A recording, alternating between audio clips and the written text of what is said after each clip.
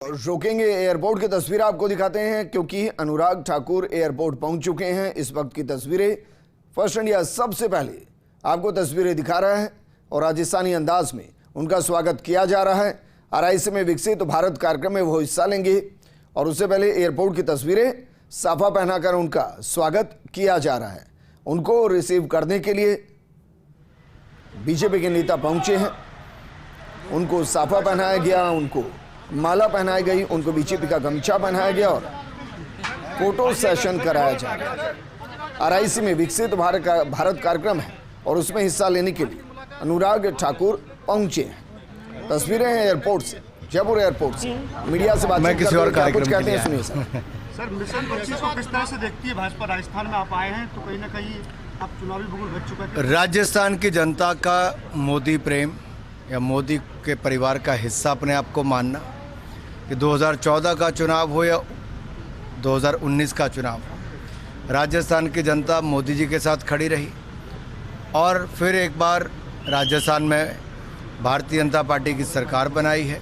मुझे पूर्ण विश्वास है तीसरी बार मोदी जी को प्रधानमंत्री बनाने के लिए राजस्थान तीसरी बार सारी सीटें जिताएगा। 25 की 25 सीटें कमल खिलाएगा। कांग्रेस लगातार प्रत्याशियों के नाम परिवर्तन कर रही है, जगह परिवर्तन कर रही है, किस रूप में देखते हैं सर इस चीज को?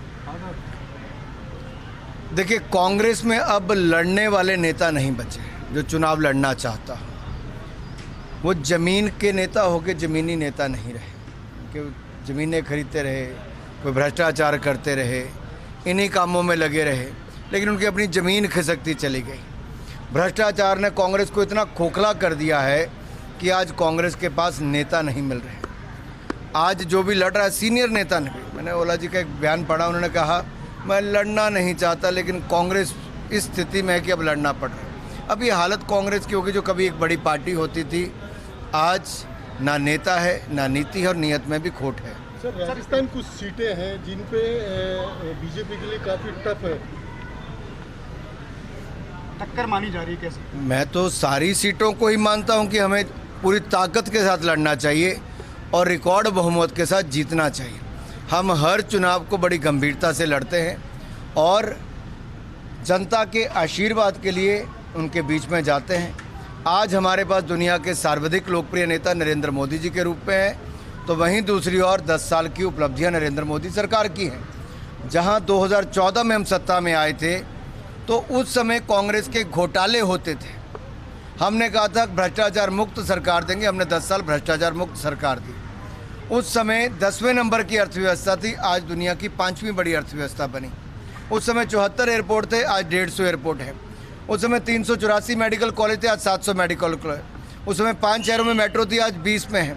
उस समय मात्र 500 यूनिवर्सिटी थी, आज 1100 यूनिवर्सिटीज़ है। उस समय 3,20,000 किलोमीटर ग्रामीण सड़कें थी, आज लगभग 6,75,000 किलोमीटर ग्रामीण सड़कें हैं और साथ ही साथ 96,000 किलोमीटर उस समय नेशनल हाईवे थे, आज 1.5 लाख किलोमीटर नेशनल हाईवे। ऐसी अनेक को, जैसे 7 एम्स से आज 22 एम्स हैं।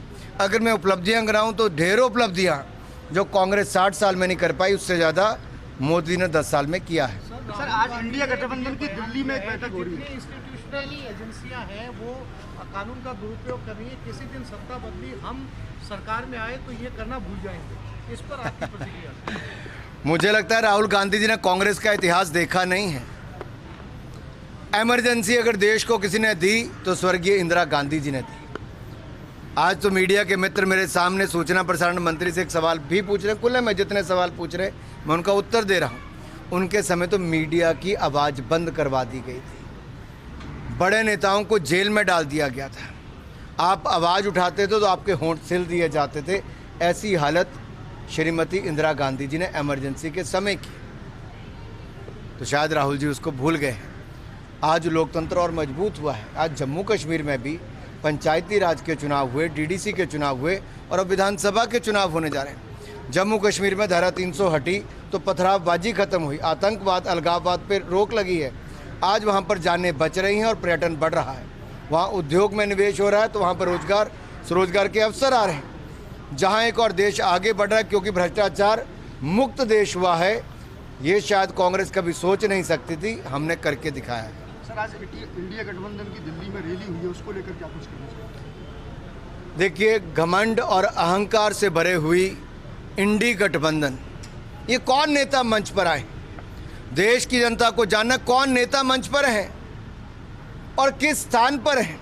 वही रामलीला मैदान जहां पर 2011 में कभी ये कहा करते थे मैं भ्रष्टाचार के खिलाफ लड़ाई लड़ने आया हूं, आज अरविंद केजरीवाल भ्रष्टाचार के दलदल में फंस चुके हैं। उनके पार्षद, विधायक, सांसद, उनके मंत्री, उनके उप मुख्यमंत्री और कट्टर बेईमान अरविंद केजरीवाल मुख्यमंत्री आज जेल में है। ये भ्रष्टाचार के चलते हैं। जेल मिली है, बेल नहीं। जो भ्रष्टाचार खत्म करने की बात करते थे आज भ्रष्टाचार में फंसे दिखते हैं। कौन है मंच पे? श्रीमान राहुल गांधी नेशनल हेराल्ड मामले में और बाकी मामलों में बेल पर हैं भ्रष्टाचार के। कौन है? लालू जी। और कौन है? प्रिय पुत्र उनके तेजस्वी जी। जॉब के बदले जमीन, बेल पर है। ए राजा डीएमके के 2G घोटाले वाले, कॉमनवेल्थ खेल घोटाले वाले, कोई कोयला घोटाले वाला, एक ऐसे सांसद जिनके 350 करोड़ रुपए नकद मिला अभी कुछ महीने पहले, वो श्रीमान राहुल गांधी जी की पार्टी से हैं। मैं आपसे सवाल पूछना चाहता हूँ, कौन खतरे में है? डेमोक्रेसी खतरे में नहीं, ये एंटी सनातनी खतरे में है, सनातन विरोधी खतरे में है। डेमोक्रेसी खतरे में नहीं, भ्रष्टाचार खतरे में है।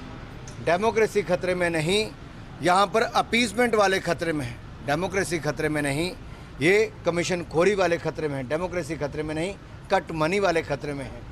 और राहुल गांधी जी और इनके गठबंधन दल के नेताओं से मैं कहना चाहता हूँ, आपके लिए डेमोक्रेसी का सी करप्शन है। C for Congress, C for corruption. लेकिन हमारे लिए डेमोक्रेसी का सी कमिटमेंट है, केयर है, कंपैशन है और साथ ही साथ कॉम्पिटेंस से लेके कैपेबिलिटी है। और सी से हमारा है क्लैरिटी फॉर वंदे भारत। हम विकसित भारत बनाना चाहते हैं ताकि 2047 तक विकसित भारत बने।